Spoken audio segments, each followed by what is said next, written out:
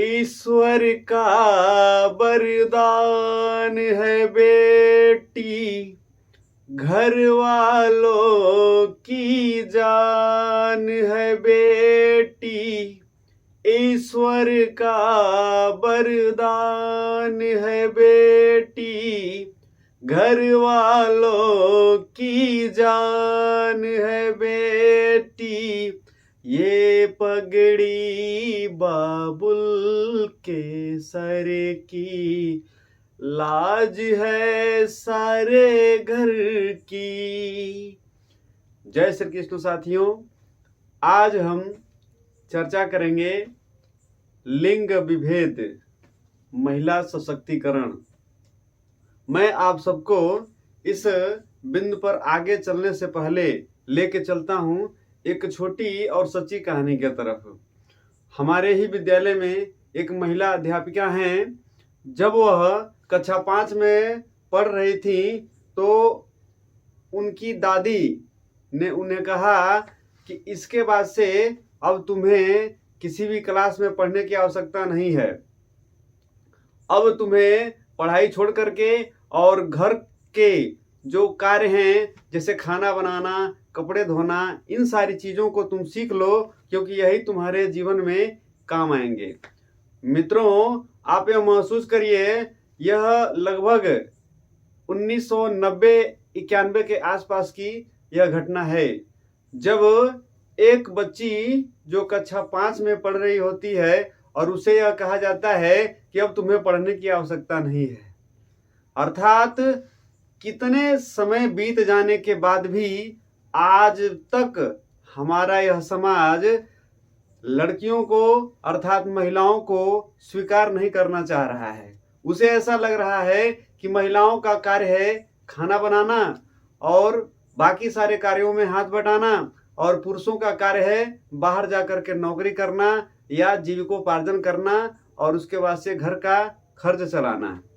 आज हमारी सोच में कितना परिवर्तन आया है यह तो हम आगे चर्चा करेंगे, लेकिन इस बात को यह महसूस किया जाए कि हमारे देश में, मैं बहुत पीछे नहीं जाना चाहूँगा, उस पर बहुत समय लग जाएंगे। मैं आपको आधुनिक भारत की बात करना चाहता हूँ। लगभग 1848 में एक ऐसे शक्ति का जन्म होता है जिनका नाम था सावित्रीबाई फुले, और उनके समय में यह स्थिति थी कि लोगों की मान्यता थी कि लड़कियों को स्कूल नहीं भेजना चाहिए। लेकिन देखिए कि वह महिला खड़ी हुई और उसके बाद से लोगों की उस मानसिकताओं से लड़ना शुरू की जिस मानसिकताओं में यह कहा जाता था कि लड़कियों को स्कूल नहीं जाना चाहिए।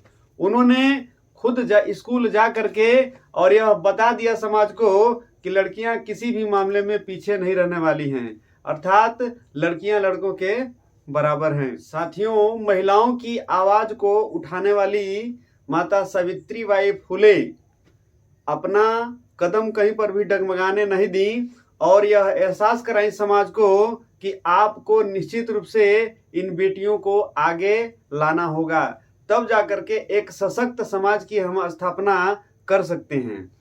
तत्पश्चात उनके विचारों को या ये कहिए कि उनका साथ देने के लिए बहुत सारे महान व्यक्ति भी हुए अपने देश में, जो लड़कियों को आगे शिक्षा की मुख्य धारा में लेकर के आए, जिनमें राजा राममोहन राय, ईश्वर चंद्र विद्यासागर जैसे महापुरुषों का नाम उल्लेखनीय है। इन्होंने महिलाओं की शिक्षा पर तो काम किया ही, साथ ही साथ बाल विवाह से लेकर के जो भी सती प्रथा तक जो कुरीतियां थीं, जो महिलाओं को हे दृष्टि से देखा जाता था, इन कुरीतियों पर प्रहार किया और महिलाओं को इस दलदल से बाहर निकाला। परिणाम यह हुआ कि लगभग 1848 के लगभग 100 साल बाद भारतीय राजनीति में धीरे धीरे महिलाओं को भारतीय राजनीति ने महसूस करना शुरू किया और एक के बाद एक महिलाएं राजनीति में अर्थात एक लीडरशिप के रूप में आगे आईं, जिनमें श्रीमती इंदिरा गांधी, डॉक्टर सरोजनी नायडू और विजय लक्ष्मी पंडित, इस तरह की महिलाओं का विशेष नाम आता है। साथियों, उपर्युक्त दोनों उदाहरण जिसमें वह महिला अध्यापिका जो इस समय सहायक अध्यापिका के पद पर कार्यरत हैं, यदि उनके दादी की सोच के आधार पर उन्हें चलने दिया गया होता तो क्या आज वह महिला अध्यापिका बनी होती। और दूसरे खंड में यदि सावित्रीबाई फुले भी अपने आप को स्थापित नहीं करती, या ये कहिए कि महिला अधिकारों के लिए नहीं लड़ती और उन्हें महिला शिक्षा के लिए आगे बढ़ाने का कार्य नहीं करती, तो क्या महिलाओं की स्थिति इतनी सुधरी होती?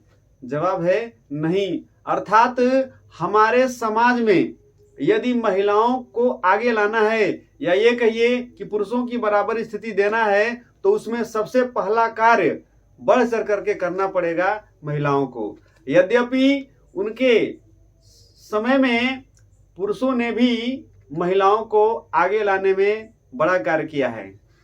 आज का इतिहास यदि देखा जाए तो मित्रों, हम यह देखते हैं कि बहुत हद तक ये जो कार्य सौंपे जाते थे पहले कि यह घरेलू कार्य है, जैसे बर्तन धोना, कपड़े धोना या खाना बनाना, ये सारे कार्य महिलाओं के हैं और पुरुषों के बाहरी कार्य हैं जो घर से बाहर निकल करके किए जाते हैं। लेकिन आजकल के समय में हम देख रहे हैं महिलाएं घर से बाहर निकल करके कार्यालय या ऑफिस का कार्य करने जा रही हैं और उसके बाद से विभिन्न चुनौतियों का सामना कर रही हैं, और पुरुष महिलाओं से संबंधित जो कार्य है उसमें भी महारत हासिल कर रहे हैं। अर्थात जो लिंग विभेद की भावना थी बहुत हद तक आजकल के समय में टूटी हैं, और लोगों के भावनाएं इसमें यह समाहित हुई हैं कि निश्चित रूप से लड़कियां अर्थात महिलाएं भी समाज को आगे ले जाने का कार्य कर सकती हैं। साथियों,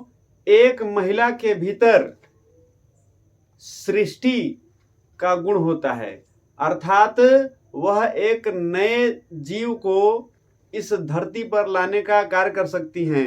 इसलिए कहा गया है कि ईश्वर ने महिला रूपी एक विलक्षण चीज को इस पृथ्वी पर भेजा है, और फिर भी हमारे समाज में महिलाओं के प्रति लोगों के नजरिए में कितना हद तक बदलाव आया है, इस पर हम प्रकाश डालते हैं तो यह देखेंगे कि वर्तमान परिदृश्य में भी यह पितृसत्ता को हमारा समाज बहुत हद तक स्वीकार करता है, और आज भी यह माना जाता है कि महिलाओं का शमशान में जाना निषेध है, महिलाओं का अन्य कार्य करना निषेध है, और वह सिर्फ और सिर्फ पुरुष ही उन कार्यों को कर सकते हैं। लेकिन धीरे धीरे कुछ जागृत महिलाएं जो हैं वो समाज में आगे आ रही हैं, और वह अर्थी को कंधा देने से लेकर के श्राद्ध और तर्पण तक का कार्य महिलाएं कर रही हैं। अर्थात हमारे जो समाज में महिलाओं को लेकर के जो लिंग विभेद का भाव था बहुत हद तक मिटा है। लेकिन 2011 के जनगणना के अनुसार हम यह देख रहे हैं कि महिलाओं की शिक्षा का प्रतिशत 65% है, तो वहीं पुरुषों की शिक्षा का प्रतिशत 82 है। दोनों में काफी फासला है। इस फासले को कम नहीं किया जाएगा, अर्थात लगभग महिलाएं भी पुरुषों के बराबर शिक्षित नहीं होंगी, तो निश्चित है कि हम एक सशक्त समाज की स्थापना नहीं कर सकते हैं। अर्थात एक सशक्त समाज की स्थापना करने के लिए महिलाओं का शिक्षित होना बेहद जरूरी है। महिलाओं का सम्मान किया जाए, उनका सपोर्ट किया जाए, तो वह निश्चित रूप से समाज को बहुत आगे तक लेके जा सकती हैं, अर्थात समाज को दिशा दिखा सकती हैं। वर्तमान समय में भारत के सबसे बड़े पद, राष्ट्रपति पद की गरिमा एक महिला ही संभाल रही है, जिनका नाम है महामहिम श्रीमती द्रौपदी मुर्मू। ऐसे आज के समय में हमारे देश में बहुत सारी ऐसी महिलाएं हैं, जैसे अरुंधति भट्टाचार्य जो इस समय SBI जो भारत का सबसे बड़ा बैंक है उस बैंक की चेयरपर्सन है। भारत के दूसरे सबसे बड़े बैंक ICICI कार्यकारी पद पर चंदा कोचर। ऐसे मैरी कॉम जो देश के लिए कितना अधिक स्वर्ण ला करके रख दी हैं। ऐसे ही बहुत सारे नाम हैं, सानिया मिर्जा जो खेलों की दुनिया में अपना एक विशेष योगदान दी। मैरी कॉम का तो संघर्ष पर कहानियां भी बन चुकी हैं, मूवी भी आ चुकी है, और उनका संघर्ष वास्तव में जबरदस्त संघर्ष था, क्योंकि वह एक छोटे से गांव से आती थी, जो लगभग उनके गांव में सिर्फ 50 घर थे, और उन छोटे से गांव में जहां पर संसाधन मौजूद नहीं है, उस जगह से आकर के एक लड़की एक माँ के रूप में भी इतना अधिक कार्य कर दी कि वह झोलियों से भर दी। भारत के झोली में इतने अधिक स्वर्ण पदकों का अंबार लगा दी। हरियाणा के एक छोटे से गांव में जन्मी जाह्नवी पवार, जो इस समय 18 वर्ष की उम्र में है, और वह 13 वर्ष की उम्र में इंटरमीडिएट पूर्ण कर ली। सोचिए 13 वर्ष की उम्र में इंटरमीडिएट कैसे पूर्ण हो सकता है। वह एक साल में 2-2 क्लास तक कई साल पढ़ी है, अर्थात 4 से 5 साल में वह 10 क्लास तक पहुंच गई। सोचिए उस लड़की की विलक्षण प्रतिभा कितनी है।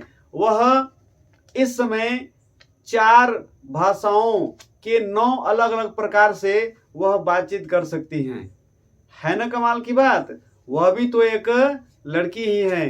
अर्थात कहने का तात्पर्य है कि आज के समय में कोई भी ऐसा कार्य नहीं है जिसमें महिलाएं अपना योगदान नहीं दे रही हैं, अर्थात पुरुषों से कंधा मिला। लेकिन फिर भी यदि देखा जाए तो आज भी समाज में बहुत सारी ऐसी चीजें हैं जो उन महिलाओं को अपने जो मन के अंदर भाव है उसे आगे ले जाने में पीछे खींच ले रहा है।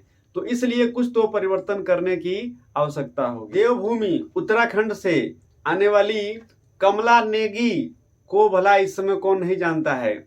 वह एक ऐसी महिला जो पिछले 14 सालों से वह ऐसा कार्य कर रही हैं जिस कार्य को समझिए कि एक हिसाब से अधिकार दे दिया गया था, यह मान लिया गया था कि उसे सिर्फ पुरुष ही कर सकता है।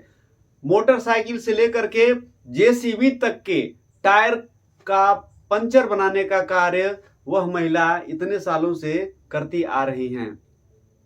सोचिए ऐसे उदाहरण भरे पड़े हैं। तो वह महिलाएं जिन्होंने अपने आप को महसूस किया है, अपने आप के अंदर के गुणों को निखारा है, वह निश्चित है कि आगे गई हैं, और उनका समाज ने आगे बढ़कर के सम्मान भी किया है। इसलिए साथियों, आपके अंदर यदि इस तरह की बातें हैं कि इसे महिला नहीं कर सकती है, केवल पुरुष कर सकता है, तो आप अपने इस रूढ़िवादी विचारधारा से आगे निकलिए और यह देखिए कि समाज कहां तक पहुंच गया। मैं तो यही कहना चाहूंगा कि अपने सोच के पिंजरे को तोड़ दो और महिलाएं कमजोर हैं ऐसा कहना छोड़ दो। मित्रों, आज के लिए इतना ही। यदि आपको मेरा यह वीडियो पसंद आया हो तो आप इसे लाइक, शेयर और इस पर कमेंट कीजिए। यदि आप हमारे चैनल पर नए हैं तो आप इसे सब्सक्राइब करिए, और हाँ, बेल आइकन को दबाना न भूलें, क्योंकि बेल आइकन के दबाने पर ही हमारे नए वीडियो के नोटिफिकेशन आपको मिल सकेंगे। तब तक के लिए जय श्री कृष्ण।